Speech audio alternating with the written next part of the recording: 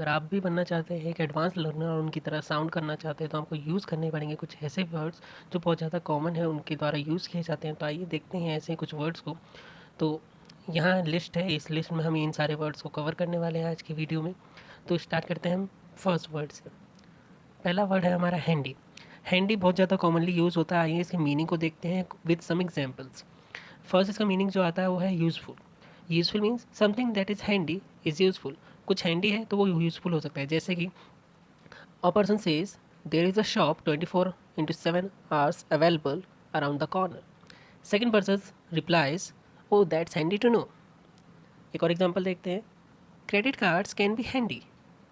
Credit cards handy कैसे हो सकते हैं? They mean you don't have to carry big sums of cash with you.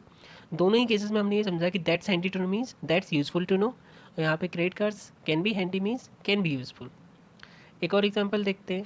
इस different तरीके से यूज़ किया जाता है जब कम इन हैंडी का यूज़ होता है। एक तरह का फ्रेज़ है जो कि यूज़ होता है बहुत ज़्यादा। इसका मतलब भी यूज़फुल होता है, but at some time if something comes in handy it will be useful in a particular situation. Particular situation में कैसे होता है ये एग्जाम्पल में देखते हैं।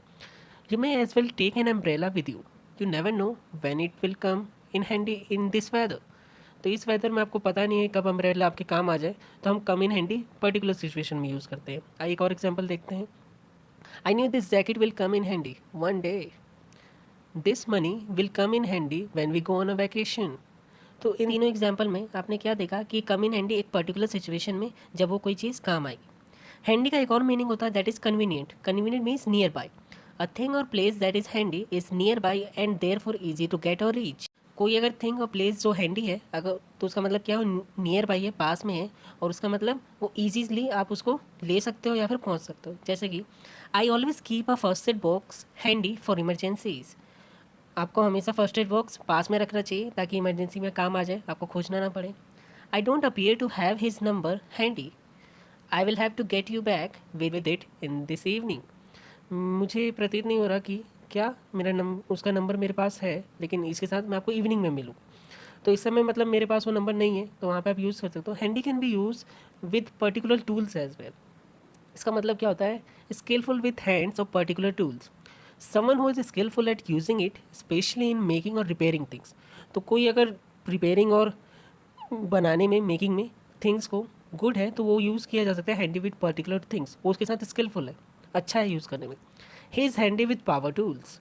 वो क्या है? पावर टूल्स को बहुत अच्छे से यूज़ करता है तो स्किलफुल है। Here comes a handy tip. Handy tip क्या होता है? Useful tip. आइए समझते हैं क्या। When handy comes after a noun, जब हैंडी आफ्टर नाउन आता है, it means near by, but when you use it before a noun like an adjective it means useful. Let's understand this with two examples. आइए इसको समझते हैं to example से। अगर handy आता है नाउन से पहले तो यूज़ होगा नियर बाई की तरह, और वहीं हैंडी आता है नाउन के बाद तो यूज़ कैसे होगा? यूजफुल की तरह। आइए एग्जाम्पल से समझते हैं इसको। Have you got a handy dictionary? Handy dictionary means useful dictionary.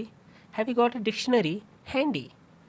Nearby मतलब कि आपके आसपास, क्या आपको आसपास एक डिक्शनरी है अवेलेबल? तो इस तरह से आप हैंडी का यूज़ कर सकते हो। In difference are another word that is stale. Stale को कहाँ कहाँ यूज़ किया जाता है आइए इसको भी समझ लेते हैं। Stale food, no longer fresh और good to eat. Stale food का मतलब क्या होता है फूड का? कि उसको नो लॉन्गर फ्रेश मतलब वो फ्रेश नहीं रहा और गुड टू ईट भी नहीं है। In a restaurant, waiter sorry to make a fuss but this bread is stale. अब ये ब्रेड क्या हो चुका है? अनफ्रेश है और खाने लायक नहीं रहा।